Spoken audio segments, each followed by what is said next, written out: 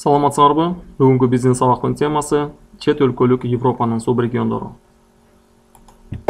Бүгүнкү биздин сабагыбызда биз силер менен чет өлкөлүк Европанын субрегиондорго бөлүнүшүн жана ошондой эле субрегиондорго тиешелүү болгон өлкөлөрдүн бири, тагыраак айтканда Германия жөнүндө сөз кылабыз. Эгерде эсиңерде болсо, аянты 5,4 миллион чарчы километрди, калкынын саны 520 миллиондон ашык кишини түзгөн. Бул региондо, чет өлкөлүк Европа деген региондо бүгүнкү күндө 40тан ашык өлкө бар. Ал өлкөлөр бүгүнкү күндө өз кезегинде субрегиондорго бөлүнөт. Бүгүнкү күндө ар түрдүү илимий адабияттарда бул регионду эки түрдүчө бөлүшөт. Биринчиси, эгерде экиге бөлгөн учурда бул Батыш Европа жана Борбордук жана Чыгыш Европа деп. Ал эми көпчүлүк адабияттарда бүгүнкү күндө чет өлкөлүк Европаны 4 бөлүккө бөлүшөт. Алар кайсылар? Алар өзүңөр картадан көрүп тургандай бул Түндүк Европа, бул Батыш Европа, Түштүк Европа жана Чыгыш Европа. Демек, ар бир субрегионго тиешелүү болгон өзүлөрүнүн өлкөлөрү бар. Алар кайсы дей турган болсок, таблица түрүндө көрүп алалы. Демек, таблицадан биз силер менен жакшы көрүп атабыз. Бүгүнкү күндө ар бир субрегионго өзүнө тиешелүү болгон өлкөлөр бар. Анда эмесе, сөзүбүздү уланталы биз жогоруда айтып кеткендей бир өлкөнүн мүнөздөмөсү менен тагыраак айтканда Германия өлкөсү жөнүндө бүгүн сөз кылалы.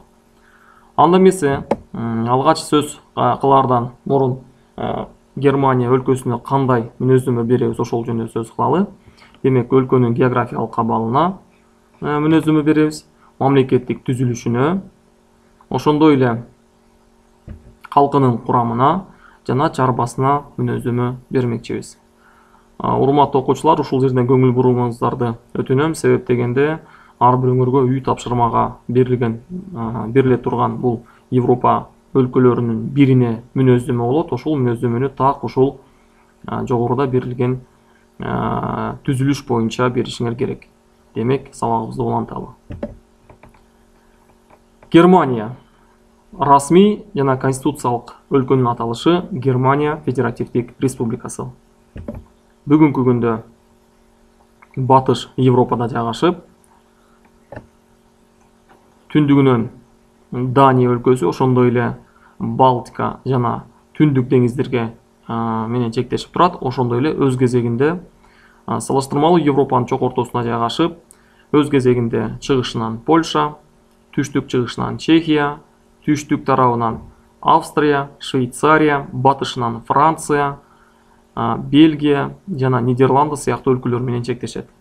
Өлкөнүн цифраларына кайрыла турган болсок, бүгүнкү күндө Германия өлкөсүнүн туусу 1949 жылы 23 майда бекитилген. Бүгүнкү күндө Германия дүйнөнүн жана Европанын экономикасы өнүккөн державасы болуп эсептелет. Албетте, анын өнүгүүсүнө анын экономикалык, географиялык абалы дагы маанилүү ролду ойногон. Борбор шаары Берлин, аянты 357.400 километр чарчы километр, калкынын саны 83 миллион киши 2020 жылдын башындагы болгон маалымат боюнча. Ал эми географиялык абалына мүнөздөмө бере турган болсок, тарыхый факт болуп эсептелет. Бардыгыбыз тарых сабагынан жакшы билгендей, Германия өлкөсүнүн азыркы чек арасы 1990 жылы гана. Ошол кездеги эки өлкө, бул Германия Федеративдик Республикасы менен Германия Демократиялык Республикасынын биригишинен пайда болгон. Демек, ошентип бүгүнкү күндө бүгүнкү Германиянын экономикалык, географиялык абалынын өзгөчөлүктөрү төмөнкүчө. Өлкө Европанын ортосунда жайгашкан, ошондой эле өлкөнү өзүңөр байкагандай экономикалык өнүккөн өлкөлөр курчап турат. Ошол эле мезгилде Европанын ири транспорт магистралдарынын кесилишинде жайгашып, ошол эле мезгилде Балтика жана Түндүк деңиздерге чектеш жайгашып, демек, экономикасынын өнүгүүсүнө, албетте бул чоң салым кошкон.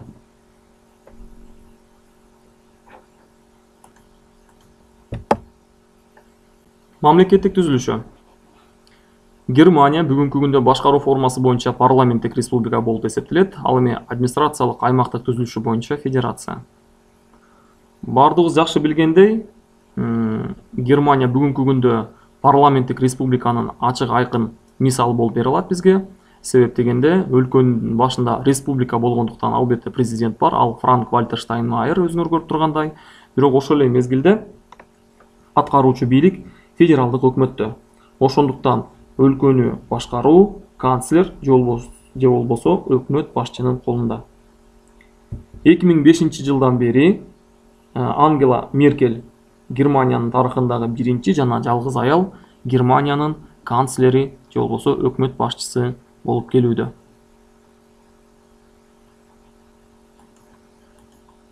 Администрациялык аймактык түзүлүшү. Жогоруда айтып кеткендей, администрациялык аймактык түзүлүшү боюнча федерация болгондуктан бүгүнкү күндө Германия 16 тарыхый жерден турат. Ар бир тарыхый жердин өзүнө тиешелүү болгон өкмөтү жана шайлоо жолу менен келген мыйзам чыгаруучу орган же болбосо парламенти бар.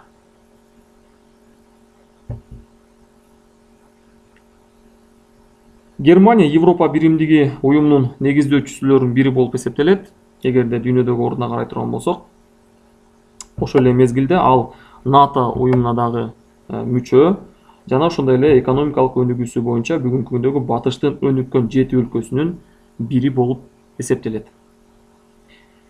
Германия Европадагы гана эмес, бүгүнкү күндө дүйнөлүк экономикада жана саясатта дагы таасирдүү ролду ойнойт. Муну бардыгыбыз жакшы билебиз.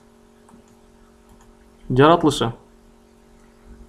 Бүгүнкү күндө өлкөнүн аймагы түндүктөн түштүккө карай түндүк Германия түздүгүнөн Альпы кырка тоолоруна чейин бүгүнкү күндө бийиктейт. Өлкө бүгүнкү күндө ар түрдүү агын сууларга бай. Эгерде алардын ирилерине кайрыла турган болсок, булар Рейн, Дунай жана Эльба.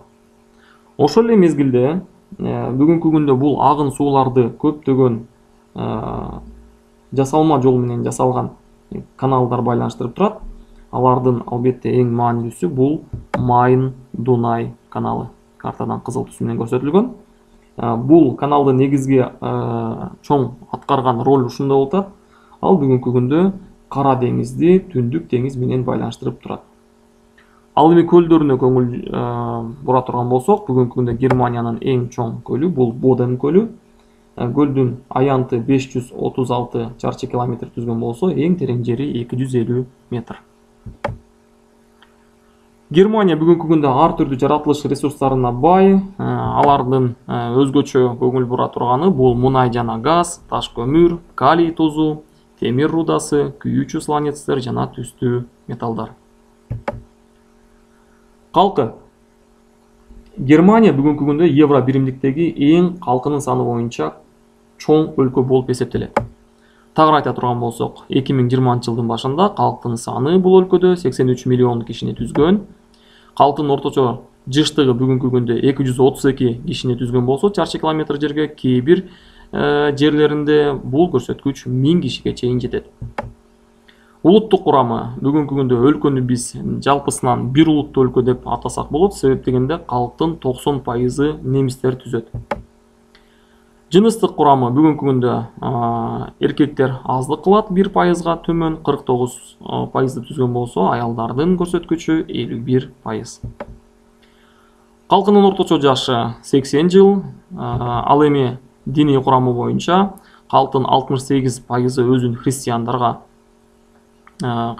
деп мүнөздөрсө, 25% атеисттер, кудайга ишенбегендер, ал эми 6%-ын ислам динин тутунгандар деп белгилешет. Жаш курамы боюнча бүгүнкү күндө 13,3%-ын балдар, 66,1%-ын орто жаштагылар, ал эми 20,6%-ын каралар түзөт. Бүгүнкү күндө Германия Европанын эң урбанизацияланган өлкөлөрүнүн бири катары мүнөздөйт. Себеп дегенде өзүңөр көрүп тургандай шаар калкы бул өлкөдө 77,4%-ды түзөт. Ошол эле мезгилде бүгүнкү күндө Германия АКШдан кийин дүйнөлүк көрсөткүч боюнча салыштыра турган болсок, АКШдан кийин экинчи орунда турган мигранттар көп барган өлкөлөрдүн бири болуп эсептелет.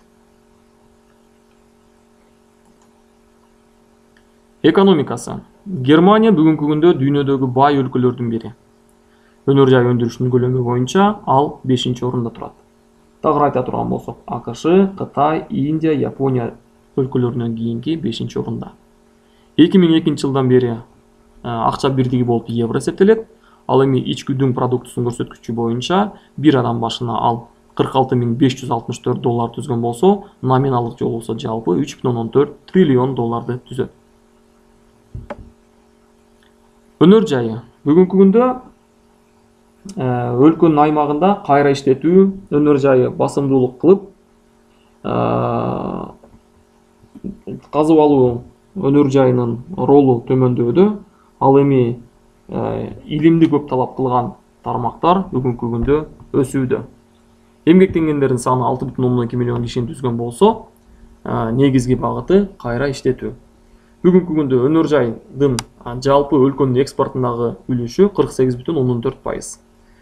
Өнөр жай тармактарынын негизгилери болуп бул машина куруу, химия өнөр жайы жана электр өнөр жайы эсептелет. Анда эмесе ушул өнөр жайдын негизги тармактарына дагы көңүлүңүздөрдү буралы. Машина куруу өнөр жайы. Бүгүнкү күндө машина куруу өнөр жайы Европанын эл аралык адистешүүдө мындайча айтканда жүзү болуп эсептелет. Өзгөчө көңүл бура турган болсок, автомобиль өнөр жайы. Автомобиль өндүрүү боюнча бүгүнкү күндө дүйнөдө 4-орунда турат. Жыл сайын бул өлкөдө 6 миллион автоунаа өндүрүлөт. Экспорттагы үлүшү 48,4%-ды түзөт жалпы өнөр жай продукциясынын. Химия өнөр жайы. Бүгүнкү күндө бардыгыбыз жакшы билгендей, Германия Европанын жана ошондой эле дүйнөнүн эң химиялашкан өлкөсү болуп эсептелет. Тагыраак айтканда, химия өнөр жайы өтө жакшы өнүккөн. Автомобиль куруу, электроника, курулуш жана медициналык каражаттарды өндүрүү, ошондой эле айыл чарба бүгүнкү күндө үчүн бул тармактар үчүн бүгүнкү күндө бул өнөр жайдын ролу өтө чоң. Бул стратегиялык орунда деп атасак дагы болот. Бүгүнкү күндө илим изилдөөчүлүк иштерге жумшалган кирешенин бөлүгүнүн 3%-ы так ушул химия өнөр жайынын илимий изилдөө иштерине жумшалат. Бул көрсөткүч боюнча бул өлкө бүгүнкү күндө АКШдан кийинки 2-орунда. Ошол эле мезгилде дары-дармектерди өндүрүү боюнча дүйнөдө 1-орунда. Сөзүбүздү улай турган болсок, Германия химиялык заттарды жана препараттарды өндүрүү боюнча 19-жылдын акырынан бүгүнкү күнгө чейин дүйнөлүк лидер болуп келүүдө. Анын негизги себеби албетте бул өтө жогорку деңгээлде өнүккөн илимий база. Өнөр жайдын бул тармагы медицина каражаттарын, курулуш материалдарын, автомобиль куруу, электроника жана башка тармактарда чечүүчү ролду ойноп келүүдө. Айыл чарбасы. Бүгүнкү күндө өлкөнүн 1 миллионго жакын жашоочусу айыл чарбада алектенип, жыл сайын 50 миллиард евролук айыл чарба продукциясын өндүрүшөт. Экинчи дүйнөлүк согуштан кийин Германияда бир фермер эгерде 10 адамды камсыз кыла турган продукцияны өндүргөн болсо, бүгүнкү күндө илимий техникалык прогресстин жардамы менен бул көрсөткүч 142 адамга жеткен. Айыл чарба негизинен ири чарбалар бул төмөнкү Саксонияда басымдуулук кылган болсо, борбордук жана түштүк Германияда негизинен майда, жарым жартылай фермалар түрүндө көрсөтүлгөн. Германия дүйнөдөгү 3 айыл чарба продукциясынын экспорттоочусу болуп эсептелет. 3-орунда тагыраак айтканда, өндүрүлгөн айыл чарба продукциясынын 3дөн 1 бүгүнкү күндө экспорттолот. Эгерде айыл чарба продукциясынын өндүрүлгөн үлүшүн карай турган болсок, 70%-ын бул мал чарбасы берет, ал эми 30%-ын дыйканчылык берет.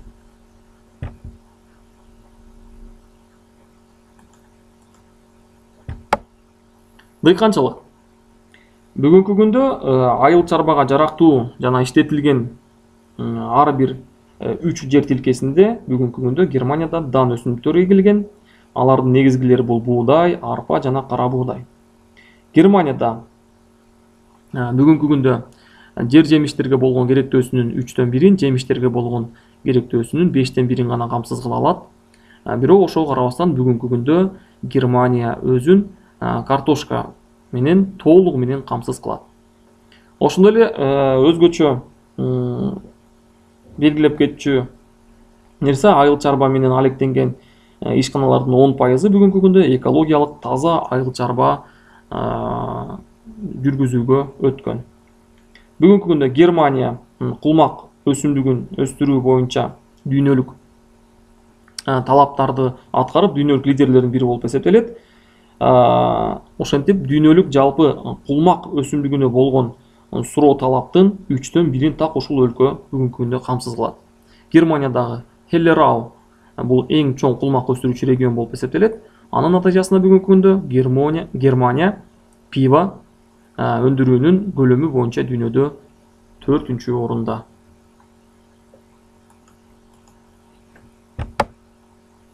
Мал чарбасы. Бүгүнкү күндө Германияда евро биримдиктеги эң көп сандагы сүт өндүрүлөт. Себеп дегенде мал чарбасынын эң негизги багыты болуп ушул сүт багытындагы уу чарбасы эсептелет. Айыл чарба продукциясынын 5/2 бөлүгүн берет. Эт жана сүт менен өзүн өзү өлкө толугу менен камсыз кылат. Бүгүнкү күндө чийки сүт негизинен жергиликтүү заводдордо ар түрдүү сүт азыктарына иштетилип чыгарылат. Мал чарбасынын экинчи маанилүү тармагы болуп чочко чарбасы эсептелет. Ал жалпы керектөөлөрдүн 5/4 бөлүгүн камсыздайт.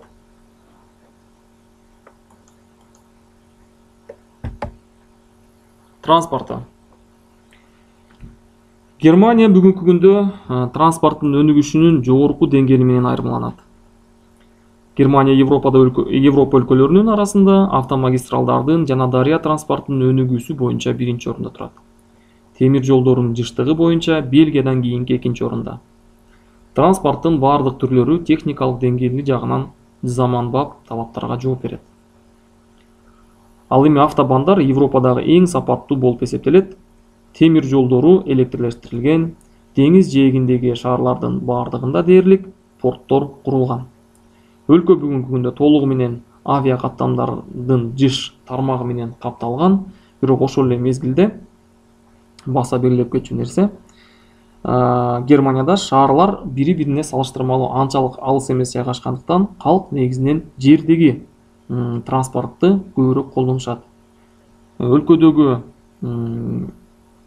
көпчүлүк транспорт түйүндөрү өлкөнүн борборунда биригишет. Ал эми өлкөнүн эң чоң аэропорту бул Майндагы Франкфурт шаарында жайгашкан. Ал бүгүнкү күндө Европадагы чоңдугу боюнча 3-орундагы аэропорт болуп эсептелет. Германия бүгүнкү күндө албетте дүйнөлүк саясаттагы жана дүйнөлүк экономикадагы орду чоң. Ошол себептен ар түрдүү өлкөлөр жана ар түрдүү уюмдарга мүчө болуп эсептелет. Албетте эң негизгиси бул бүгүнкү күндө евро биримдикте негизги локомотив өлкөлөрдүн бири болгон болсо, ошол эле мезгилде негизги саясий жана экономикалык партнерлору болуп АКШ, Канада, Япония эсептелсе, ал эми КМШ мамлекеттеринин ичинен Орусия бүгүнкү күндө Орусия өлкөсү менен кызматташат. Ошондой эле сөзүбүздү туризмге буралы. Бүгүнкү күндө Германияга жыл сайын миллиондогон туристтер келишет. Туристтерди кызыктырган албетте ар түрдүү кызыктуу жайлары бар. Анда эмесе туристтер эң көп келген жана эң көп кызыгышкан кээ бир ажайып жайларга токтололу. Алардан 5 алдыңкы 5-өнү. Нойшванштайл сепили. Бүгүнкү күндө Бавариядагы Альпыларда Австриянын чегарасына жакын жайгашкан бул сепил. Өз кезегинде Бавария королу Людвиг II үчүн 1869-1886 жылдардын аралыгында курулган. Сепил негизинен жай мезгилинде күнүнө 6000 туристти кабыл алса, ал эми жылына бул көрсөткүч 1,3 миллион кишиге жетет. Баса белгилетпечи кызыктуу факты, Walt Disney студиясынын эмблемасы так ушул сепилдин негизинде түзүлгөн. Германиянын дагы бир ажайып жайларынын бири бул Бранденбург дарбазасы. Ал Берлиндин символу болуп эсептелет. Ал 1989 жылга чейин экиге бөлүнгөн Германиянын символу болсо, кийин 1990 жылдан баштап ал тескеринче биримдиктин символуна айланган. Дарбаза бүгүнкү күндө 1791 жылы курулган болсо, экинчи дүйнөлүк согуш мезгилинде дарбаза катуу кыйраган, бирок кайра 1956 жылы калыбына келтирилген.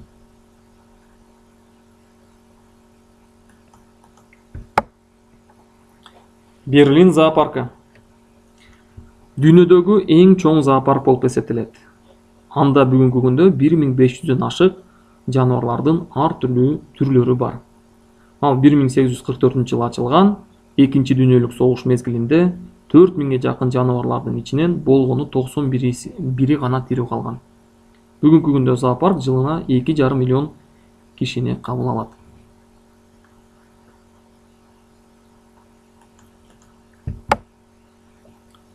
Мариенплац же болбосо Мюнхен шаарынын эң негизги тарыхый аянты. Ал 1158 жылы негизделген. Ал эми аянтка Мариенплац деп аталып калышынын негизги себеби, албетте бул ыйык Мариянын ал жакта тургузулган, коюлган эстелиги болгон. Тагыраак айтканда, 1638 жылы 30 жылдык немистер менен шведтердин ортосунда болгон согушта шведтердин немистерди жергиликтүү калкты аягандыгы үчүн ушул аянтка ушул ыйык Мариянын эстелиги тургузулган. Ошол күндөн тарта бул аянтка Мариенплац деген аталыш берилген. Жана ошондой эле BMW музейи. Ал дагы бүгүнкү күндө Мюнхен шаарында жайгашкан. Тагыраак айтканда, BMW автоконцернинин баш кеңсесинин жанында орун алган. Бүгүнкү күндө ал өзүңөр сүрөттөрдөн көрүп тургандай BMW маркасынын тарыхына арналган. Ал музейде бүгүнкү күндө жалпы бардык BMW маркасына тиешелүү болгон иштелип чыккан жаңы эски бардык мотоцикл, автомобилдер жана башка техниканын түрлөрү бар. Кызыктуу жагдай, бул музей 1972 жылы Германиянын ошол Мюнхен шаарында өткөрүлө турган Олимпиада оюндарына карата бүткөрүлгөн. Ошентип, урматтуу окуучулар, бүгүнкү биздин сабагыбызда биз силер менен Европанын субрегиондорго бөлүнүшүн жана ошондой эле Германия өлкөсүнө мүнөздөмө бердик. Ал эми үй тапшырмасы, окуу китебин жана интернет булактарын пайдаланып, Европанын айрым өлкөлөрүнө мүнөздөмө берүү. Кийинки сабактарда жолукканча сак саламатта болгула.